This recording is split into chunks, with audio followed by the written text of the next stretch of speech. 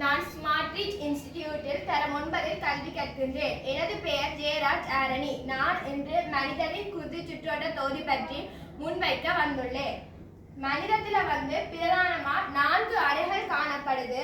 வலது சோனியர, வலது இதயர, இடது சோனியர, இடது இதயர. இங்க வலது சோனியரைக்கும் வலது இதயரைக்கும் இடையில முக்கூர் வேல்வு காணப்படுது. இடது சோனியரைக்கும் இடது இதயரைக்கும் இடையில இருகூர் வேல்வு காணப்படுகிறது.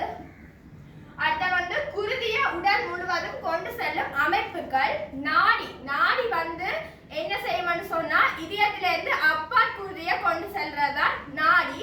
நாளம் வெளியில் இருந்து இதயத்தை நோக்கி குருதிய கொண்டு செல்கின்றதா இந்த நாளம்.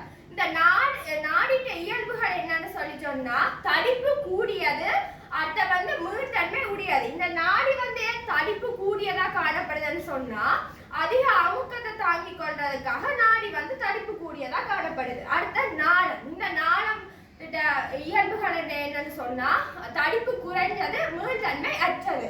அடுத்தது குருதி மைத்துரை குழாய். இந்த குருதி மைத்துரை குழாய் தனிக்கல படையால ஆக்கப்பட்டது. இதுல போஷண கூறுகள் எல்லாமே பரவல் முறையில கடத்தப்படும். அடுத்த குருதி. இந்த குருதியை நாங்க 2ஆ வகைப்படுத்துவோம். ஒன்று குருதி சிறுதுணிக்க, அடுத்தது குருதி திரவ அலையம். இந்த குருதி சிறுதுணிக்கைய 3ஆ வகைப்படுத்துவோம். வெண்குருதி களம், செங்குருதி களம், குருதி சிறுதட்டு. குருதி திரவ விளையத்தை நீரில் கரையக்கூடியது, நீரில் கரைய முடியாதது என்று வகைப்படுத்துவோம். இதுல செங்குருதி களம். செங்குருதி களத்தின் தொழில் என்னன்னு சொன்னா உடல் முழுவதும் ஆக்சிஜனை கடத்து. இந்த செங்குருதி களத்துல ஈமோகுளோரபிள் என்ற நிறப்பொருள் காணப்படுது. அதனாலதான் குருதி சிவப்பா காணப்படுது.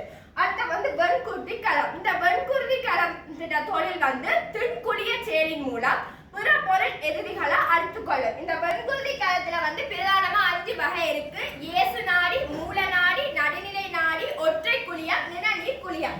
அடுத்த இந்த குருதி சிறுதட்டு. இந்த குருதி சிறுதட்டோட தொழில் என்னன்னு சொன்னா காயங்கள் ஏற்படுகின்ற போது குருதி வெளியேறுவதை கட்டுப்படுத்தும். இந்த குருதி சிறுதட்டோட எண்ணிக்கை குறைவடைவதுன்னு சொன்னா எலிக்காய்ச்சல் அல்லது டெங்கு காய்ச்சல் என்று அர்த்தம்.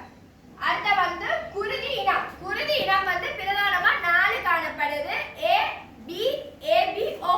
இதுல சர்வ வழங்கி என்று சொன்னா வாங்கி என்றா AB. இந்த வழங்கி என்று சொன்னா என்னன்னு சொன்னா குருதியை வழங்குறதுதான் வாங்கி என்று சொன்னா குருதிய பெற்றுக்கொள்றதுதான் வாங்கி. அடுத்த ரீசஸ் காரணி. இந்த நாங்க குருதி குறுக்கு பாய்ச்சலை மேற்கொள்றது கண்டா ரீசஸ் காரணியும் குருதி இனமும் கட்டாயமா பொருந்த வேண்டும். இந்த குருதி குறுக்கு பாய்ச்சல் ஒருவனுடைய குருதிய இன்னும் ஒரு நபருக்கு வழங்குறதா குருதி குறுக்கு பாய்ச்சல் எனப்படும். இந்த ரீசஸ் காரணி அல்லது குருதி இனம் ரெண்டுல ஏதாவது ஒன்று பொருந்தாதிலும் நாங்கள் குருதி குறுக்கு பாய்ச்சலை மேற்கொள்ள முடியாது.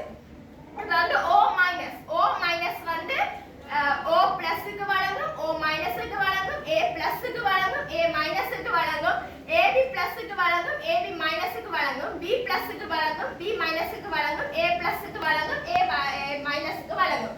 அடுத்து O plus. O plus O plus, A plus, B plus, AB பிளஸ்க்கு வழங்கும். A minus A minus, A plus, B minus, B plus, AB minus, AB plus. A plus A பிளஸ்க்கும், AB பிளஸ்க்கும் வழங்கும். B minus B plus, B minus, AB plus, AB minus. அடுத்து AB minus. AB minus AB பிளஸ்க்கும், AB மைனஸ்க்கும், AB plus AB மைனஸ்க்கு வழங்கும். அடுத்து குருதி ஒருங்கொட்டுதல். இந்த குருதி ஒருங்கொட்டுதல் என்னன்னு சொன்னா ஒருவருடைய குருதியை இன்னும் ஒரு நபருக்கு வழங்குறதா. வடகேட்ல அவருடைய உடல்ல குருதியானது திரட்சி அடையுமா இருந்தா அது குருதி ஒருங்கொட்டுதல் என்று சொல்லப்படும். இந்த குருதி ஒருங்கொட்டுதல் ஒருவட்ட உடல்ல என்ன நிகழுமா இருந்தா அவருக்கு மரணம் ஏற்படும். அடுத்த இந்த குருதி சுற்றோட தொகுதி. இந்த குருதி சுற்றோட தொகுதிய நாங்கள் எப்படி ஆரோக்கியமா வைத்துக் கொள்ளலாம்னு சொன்னா ஒருவர் குருதியை ஏற்கனவே வழங்கி இருந்தா 4 மாத காலம் கடந்திருக்க வேண்டும். அவர் எந்த தொற்று நோயோ தொற்றா நோய்க்கோ உள்ளாகி இருக்கக்கூடாது. எய்ட்ஸ் நோயை கொண்டிருக்க கூடாது.